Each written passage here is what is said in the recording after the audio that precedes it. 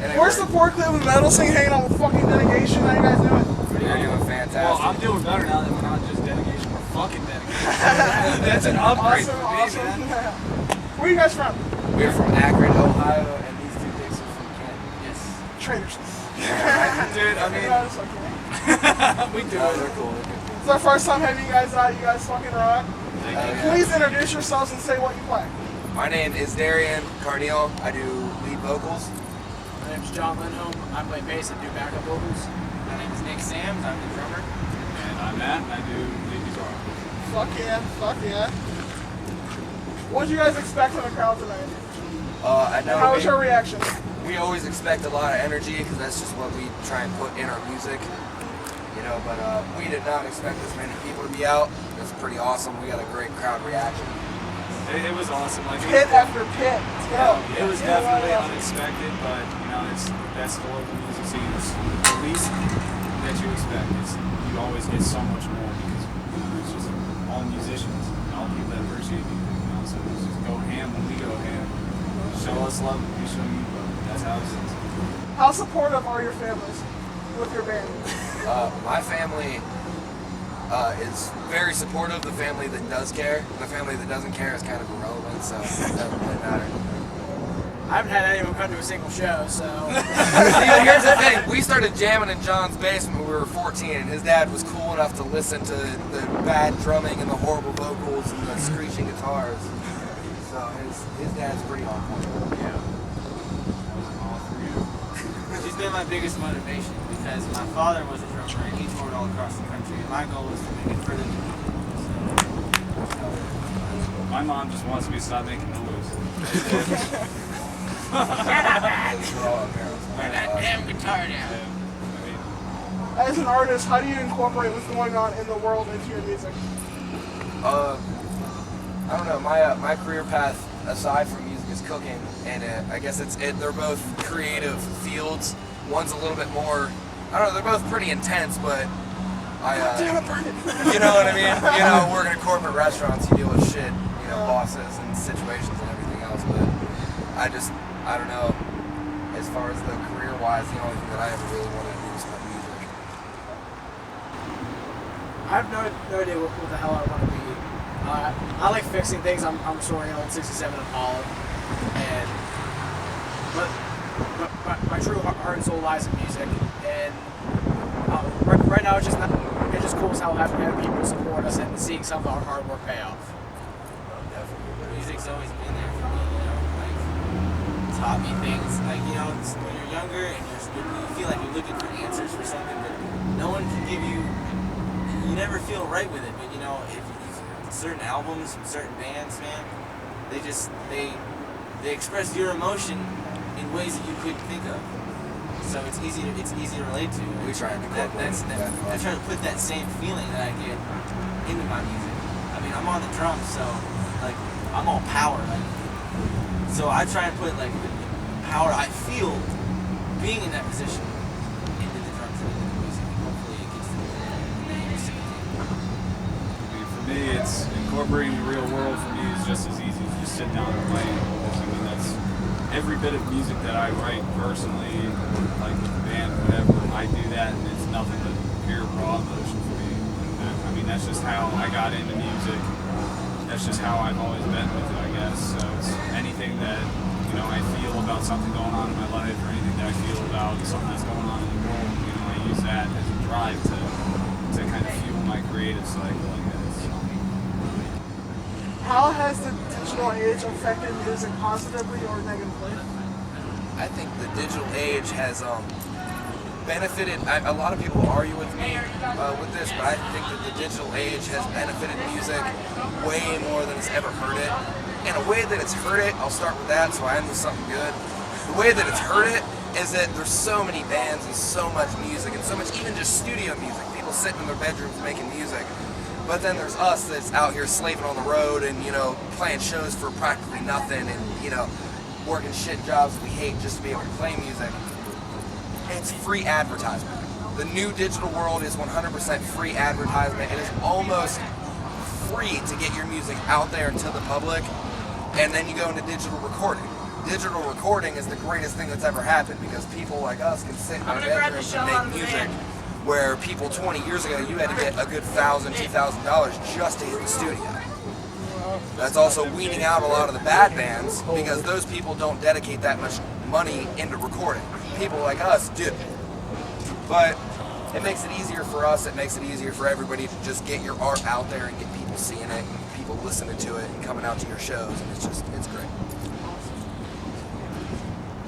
I'll have to agree with them for everything, but the one thing is that there's just so many less people involved in everyday shows. Like instead of going out listening, checking out your local scene, people are now sitting at home and looking up these obscure bands from Norway, and people are more shut in with technology, and so you don't get as good crowds. There's not as much money coming out, but you know what? The people that do come out, we appreciate them all the more. So I feel like as Darren said, it's the advertising. You're a fool not to take advantage of this. All you gotta do is say, hey, I'm in a band. Here's my music. Reverb, just listen to it. That's all I care about. Just listen to it. Give it a listen. Like it. He knows the most about digital shit. He records in his own bedroom. Yeah, I kind of went a little crazy and started spending money on stuff and got a nice little setup going so I can make demos of songs that I write, or if I just feel like it's good enough quality for me.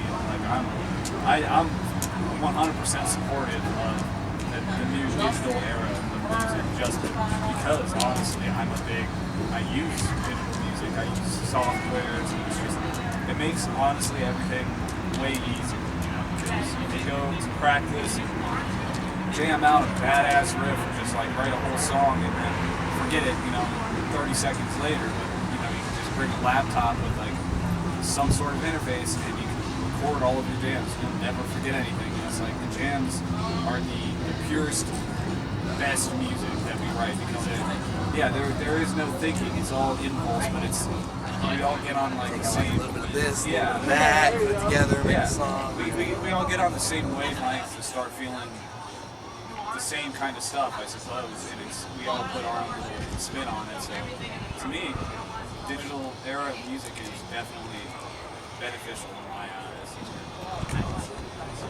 One last question for you guys. Boxers, briefs, or G-strings? No, that was G-strings on chicks, boxers on men. I fully support banana hammocks. More for us, less for them. How do you guys balance what you want to play versus what the fans want to hear? Ooh, that's kind of rough.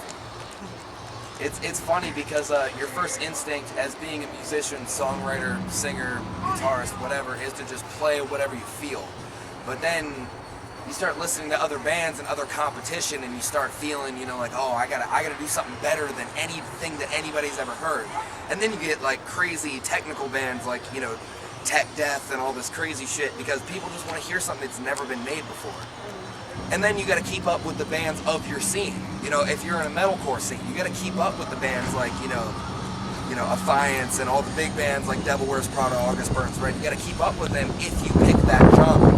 But then you have bands like us where we don't really give a shit what we sound like. We're just trying to make some noise and get people heavy and maybe even get a little bit of aggression out if we're trying to. But I always just try and stay true to what I feel. I know a lot of people try and stick within their genre. I don't give a fuck about any kind of genre, and I know most of these dudes don't as well. We kind of established that when we became a band. We're not going to limit ourselves to anything, not any kind of specific sound, tuning, anything. It's all just going to come out. It's all object. It's all your disposal. Just do it. The world really is yours when you start getting serious about music, because you can take it whichever direction you want. You can be a politically influenced band, or you can just be a straight, raw, hate-fueled band. Either way, you're still doing what you want to do, and I think that's what's the most important, because you always are your worst critic, and in the local scene there's always ups and downs. This person says this, this person says that. Yeah, it's but in my eyes, there is no such thing as bad publicity. So if you stick out like a sore thumb because you're different, fuck it, who cares? Because that'll get people talking about you because you're different, and then that'll pique interest in other people, and it just brings it back in full circle, I guess. the day you start making music for other people is the day that the music dies. Absolutely. In my I agree. opinion. I agree. 100%. Super gross last question. What would you guys do if you woke up naked next to Betty White and she asked, "Are you ready for round 2?" I'd smash. What do you Yeah. mean?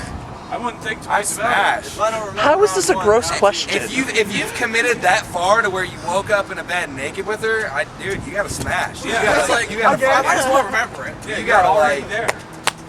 You gotta show her a time. What, she's like 90, dude. She's been with a whole bunch of people. You gotta show her some crazy shit. If she says you're the best, she means it. She's had 90 years to live.